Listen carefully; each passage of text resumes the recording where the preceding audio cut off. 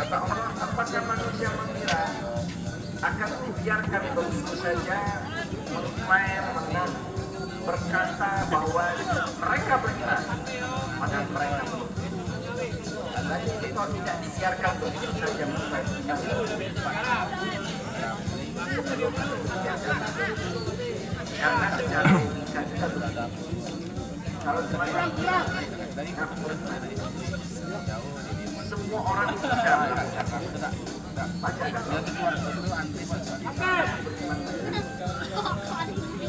Apakah iman itu betul-betul murni, betul-betul asli atau barang maka disitulah itu yang namanya ujian. Sehingga Allah Subhanahu wa Ta'ala akan memberikan ujian kepada iman. Dan ujian ini perlu kita pahami, dia punya level tersendiri. Jadi nggak bisa disamakan, Pak. Orang lain yang bisa. Semua punya kapasitasnya masing-masing. Dan ujian itu sesuai dengan kemampuan kita masing-masing. Makanya punya ayat kita dan saya itulah usaha. Tidaklah Allah akan melakukan kadar kemampuan. Penting sekali. Itulah yang membuat kaum muslim di mana-mana tegar menghadapi berbagai macam ujian dan tidak akan ada yang namanya stres. Kenapa? Karena dia tahu seberat apapun ujian itu sesuai dengan kadar kemampuan kita. Tidak lebih dari itu. Sehingga mereka saat ujian menerpa, mereka tegar, kuat, proses gitu ya, melewati berbagai macam ujian itu yang akhirnya mendukung perjalanan hidup. Tapi kalau tidak kasih pemahaman ini, tidak kasih iman dalam dirinya, mudah sekali stres. Ini menyalahkan Tuhan, menyalahkan akhirnya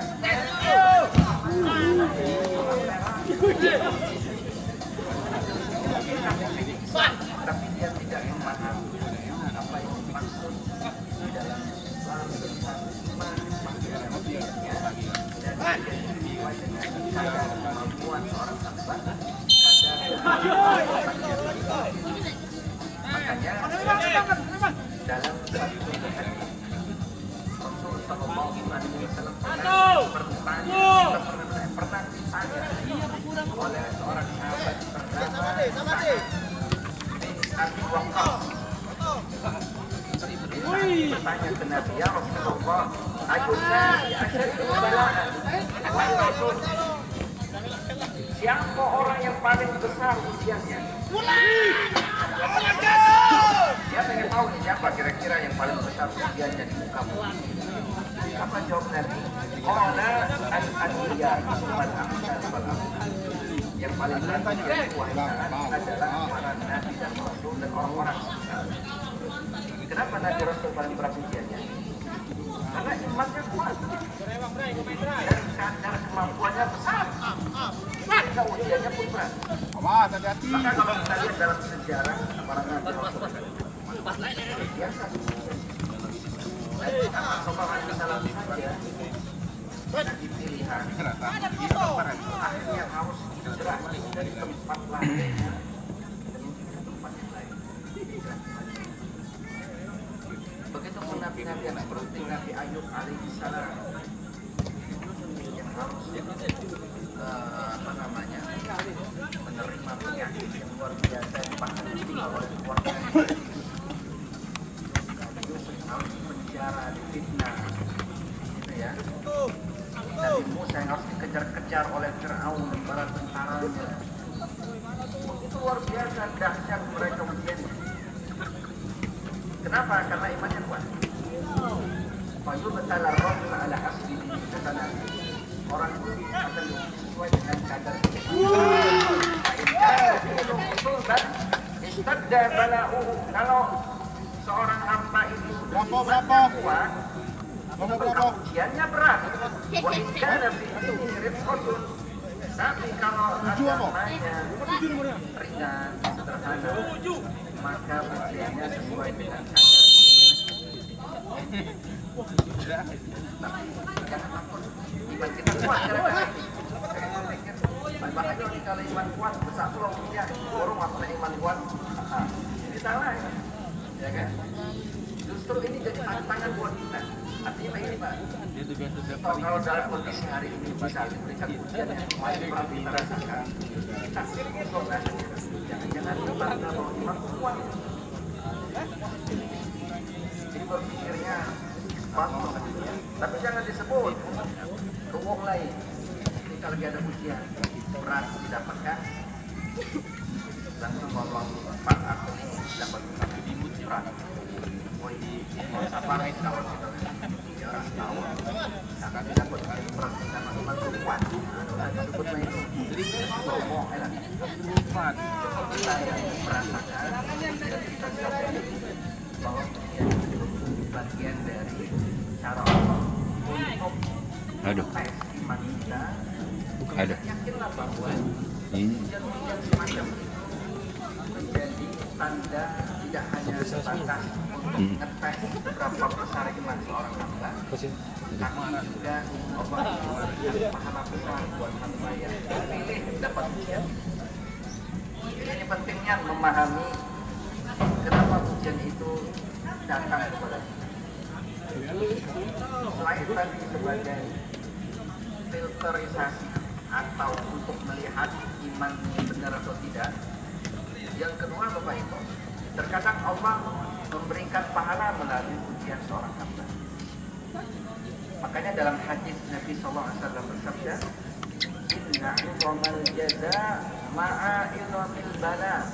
Besarnya pahala tergantung dengan besarnya ujian yang diterima. Makin besar ujian, ketika kita bersabar, makin besar juga pahalanya. Dan ini sekali lagi kabar baik buat kita. Bahkan kalau kita dapat ujian besar, kita bersabar, maka Allah akan memberikan hidayah besar. Wa inna Allaha idza habba qauman ibtalahum. Kata Allah, kata Nabi, sesungguhnya Allah jika mencintai sebuah kaum, maka Allah akan berikan ujian kepada kaum tersebut. Faman radiya falahu ridha. Ketika kaum ini ridha, sabar dengan ujian itu, maka dia akan mendapatkan pahala dari sabar dan ridha. Wa man sakhita falahu sukhط. Tapi siapa yang tak sabar dengan ujiannya, menggerutu, menyalahkan Allah, maka murka yang dia dapatkan. Sehingga penting sekali menjadi pemahaman yang tepat untuk kita bersikap bijak saat ujian melanda. Karena kita tahu semua kita pasti ada ujian dengan level dan dengan jenisnya masing-masing. Bahasa punya air mata masing-masing. Bahasa dokter gitu ya. Artinya sisi A ujiannya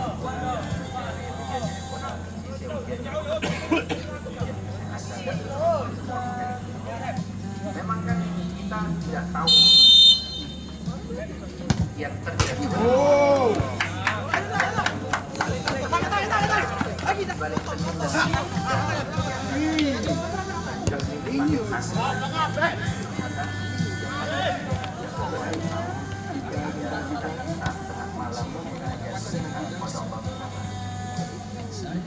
Bapak Ibu jamaah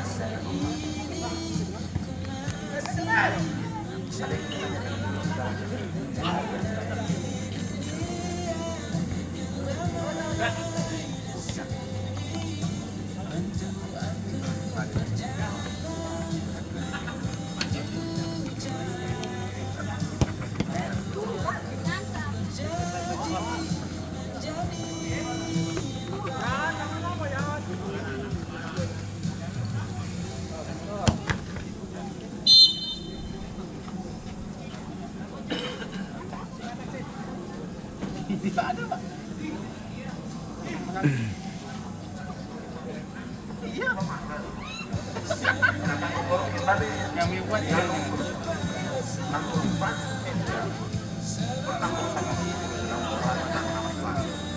jadi seakan-akan dikasih Allah apa gak di umur ini kita manfaatkan untuk meraih pahala yang banyak-banyaknya. Bapak subuh kali kan ada sholat malam. Ketika malam kita bangun tapi malas sholat.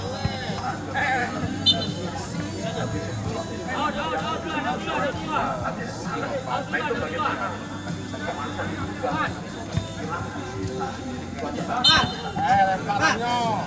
Tappingnya mau itu di mana? Langsung bola mati langsung apa?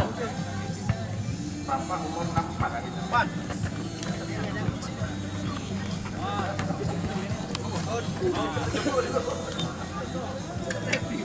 Muncul lah. dia masih muda. Kerisauan Bapak terkait dengan kewalahan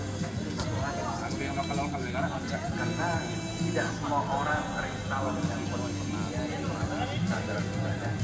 Padahal sebenarnya bukan malas pada hal-hal yang wajib gitu ya.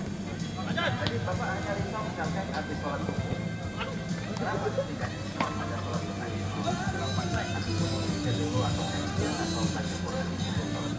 Bukan karena umurnya, bukan karena Bapak khawatir karena sholat subuh.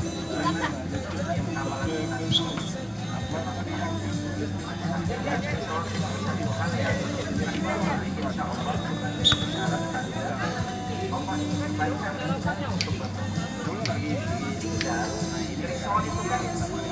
sinyal agar kita bisa tangkap sinyal itu, kemudian kita laksanakan. Bapak sudah melalui jalan yang katakanlah sudah naik level, sudah tampak jalan, tinggal lanjut lagi. Sebagian kita mungkin hari ini tidak nanti risau sama sekali tentang hal itu, ya kan? Pokoknya lewat di waktu selesai. Artinya kami belum sampai ke level sini. Kami belum risau dengan hal itu. Tapi kalau sudah ada kerisauan, maka obatnya baru tepat. Lakukan apa yang dirisaukan itu, hilangkan risau itu dengan melakukannya. Jangan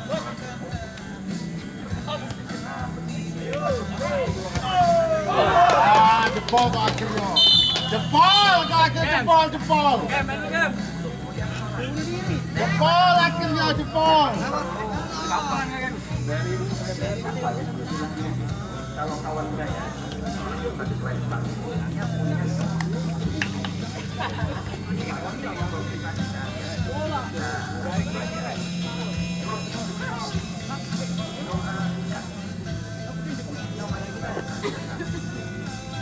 doanya adalah Allah melapang kalian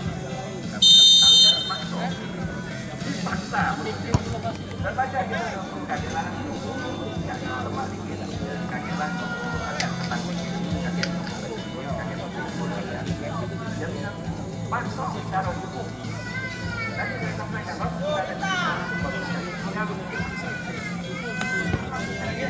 jangan lain dan saya kira kalau pokoknya lebih kuat baik sudah selesai. Nah bagi yang belum sampai posisi jangan jadi karena itu yang mungkin perlu dipaksa dalam hal buat ibadah. Kayak tahajud itu kalau udah dipaksa sampai punya utang udah ada gitu ya. Kalau nunggu dapat hidayah nunggu kakilah kalau kakilah nunggu duit agak banyak dikit. Nah ini susah, duit ada datang gawe makin banyak.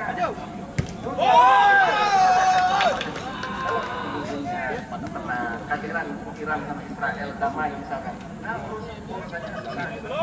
Pokoknya yang terbaik kata para ulama, gawe kelah ibadah itu secepat mungkin sekarang juga. Jangan nunggu kakinya gitu. Kata Imam Ibn Al-Fatihah orang yang menunggu waktu tepat melakukan sebuah ibadah justru adalah ibadah yang namanya dakwah.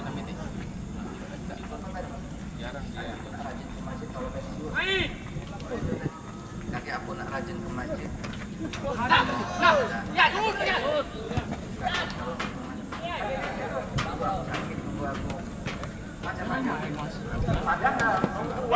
Iya, waktu kosong. Terkadang tidak akan kita dapatkan sampai kita main. Maka yang terbaik kawinkan sekarang.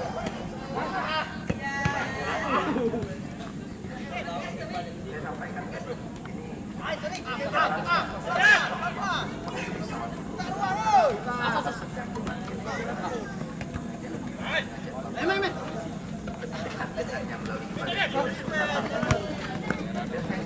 pertanyaan itu juga memancing dan men-trigger kita yang hari ini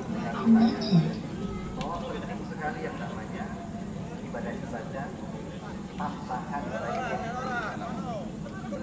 kita kata Nabi SAW memang ada saya kira yang umurnya panjang alhamdulillah, tapi yang muda juga yang berpikir panjang selama aku di dalam 60 berapa ya Pak? Itu 20 berarti masih 40 lagi jadi masih lama kan? 20 ya? 21 berarti ya 20 ya? Aku percaya di belakang itu ya? Kalau ada pertanyaan lain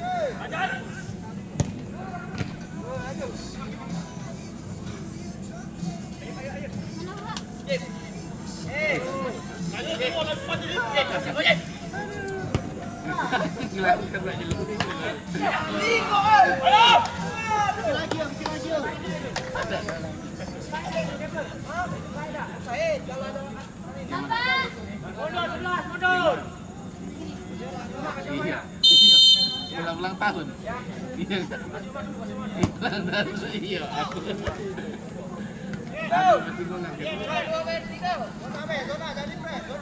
Ulang tahun itu juga.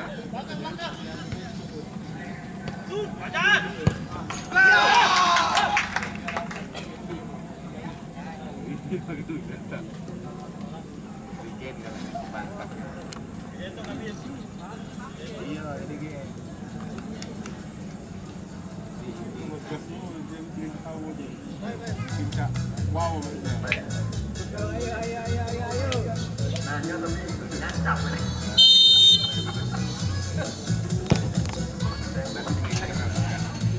siapa yang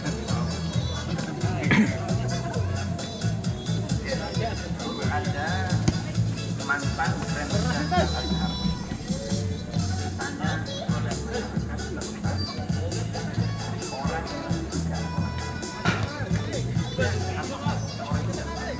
dengarkan jawaban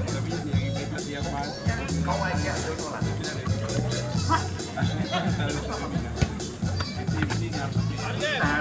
orang kemudian menjudge menghakimi meremehkan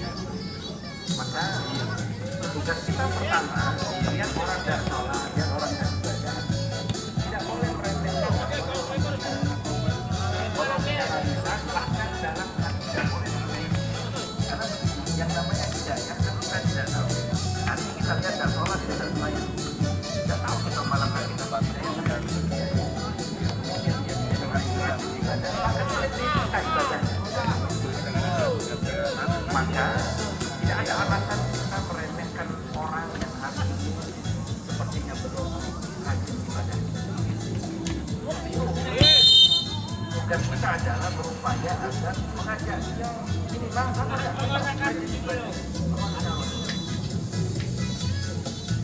jadi makanya dalam Islam itu yang dilihat bukan apa namanya zahirnya orang dalam yang kita bilang tapi nilai itu adalah bagaimana usaha orang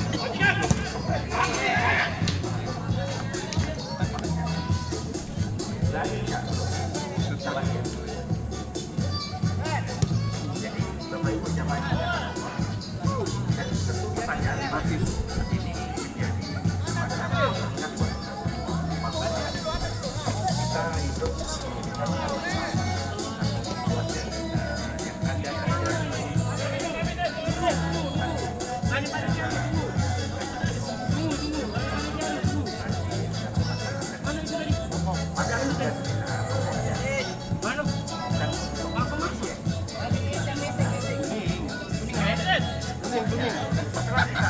Bola jalan. Bening. belum tidak terpanggil pun bagaimana yang kita lakukan jangan terbebani oleh hati karena hidayah itu hak prerogatif Allah yang hak memberikan atau tidak tugas kita ngajak kalau Allah jangan sampai kita terbebani dengan mewajibkan orang tua harus dapat hidayah harus melok kita harus rajin ibadah padahal itu bukan domain sholat bukan domain Allah dalam memberikan hidayah kepada orang jangan kita yang orang biasa Nabi SAW saja saat ini agar keluarganya dapat hidayah dapat teguran oleh Allah turun ayat khusus ayatnya innaka la tahdi man ahbabta man Muhammad kau tak bisa memaksa orang yang kau cintai dapat hidayah walakin Allah yahdi man yasha tapi Allah yang punya kuasa dan hak memberikan hidayah kepada siapa yang dikehendakinya dan hidayah itu artinya jangan